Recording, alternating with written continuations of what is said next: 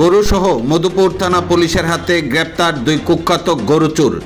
শুক্রবার দুপুর 1:30 অভিযুক্ত দুই গরুচোরকে তোলা হয় বিশালগড় মহকুমা আদালতে। জানা যায়, গোপন খবরের ভিত্তিতে মধুপুর থানার পুলিশ দুই দাগী গরুচোরকে গরুসহ গ্রেপ্তার করতে সক্ষম হয় দেবীপুর সীমান্ত এলাকা দিয়ে। জানা যায়, সে দুই দাগী গরুচোরের নাম প্রসেনজিৎ দেববর্মা এবং বিপ্লব দেববর্মা। তাদের উভয়ের বাড়ি দেবীপুর এলাকায়। ঘটনার বিবরণে প্রকাশ, মধুপুর থানা পুলিশের কাছে গোপন খবর আসে দুই দাগী গরুচোর প্রসেনজিৎ দেববর্মা এবং বিপ্লব দেববর্মা দুটি গরু চুরি করে নিয়ে সীমান্তবর্তী এলাকা দিয়ে বৃহস্পতিবার বিকেলে নিয়ে যাচ্ছিল। এমন সময় মধুপুর থানার পুলিশ সেখানে গিয়ে উৎপেতে বসে থাকে। পরবর্তী সময়ে পুলিশ দুই গরুচোরকে গ্রেপ্তার করতে সক্ষম হয়। পরে মধুপুর থানার পুলিশ তাদেরকে গরুসহ গ্রেপ্তার করে নিয়ে আসে মধুপুর থানায়। এদিকে পরবর্তী সময়ে খবর নিয়ে জানা যায়, সে দুটি গরু দেবীপুর গোশালা আশ্রম থেকে চুরি হয়েছিল।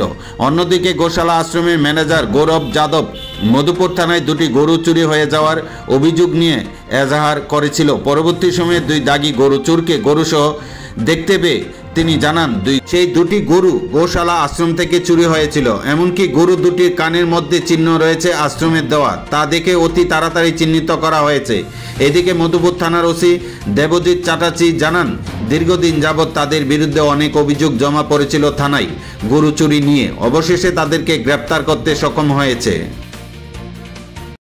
গতকাল আমাদের মধুপুর থানাতে গোপন সংবাদ আসে যে বিকেলের দিকে দুজন সন্দেহভাজন লোক দুটো গরু নিয়ে বর্ডারের দিকে যাচ্ছে। সাথে সাথে খবর পেয়ে আমরা ঘটনাস্থলে যাই এবং দুজন ব্যক্তিকে আটক করি গরুসহ।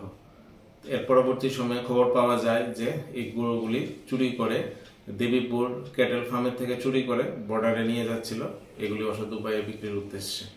সাথে সাথে থানাতে আনা হয় তাদের এবং অ্যারেস্ট করা হয় এবং এই বিষয়ে একটি ওই ক্যাটেল ফার্মের যে ম্যানেজার গৌরব যাদব উনি এজাহার দেন এবং কেস রেজিস্ট্রেশন হয় থানাতে। তাদেরকে কোন জায়গা থেকে গ্রেপ্তার করছেন?